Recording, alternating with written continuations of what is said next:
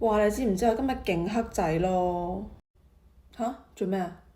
頭先呢，我本來諗住買條裙啦，但係俾個鬼妹搶走咗咯。吓？佢哋手上面搶走條裙啊？唔係，但係我肯定呢，佢知道我中意嗰條裙啦，所以專登買咗佢咯。Oh hey, how are you doing？啊哈哈哈，good good，就係佢啦。Good good. Such a hot day today, right? Yes.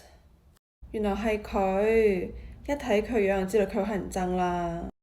係咯，淨係識搶人啲嘢。所以你要喺我面前講到幾時啊？當時你喺鋪頭度走嚟走去，乜都試，跟住自拍咗勁耐。咁我點知你想買咩啫？我係我試嗰條裙先㗎。你記唔記得你之後做咗啲乜嘢啊？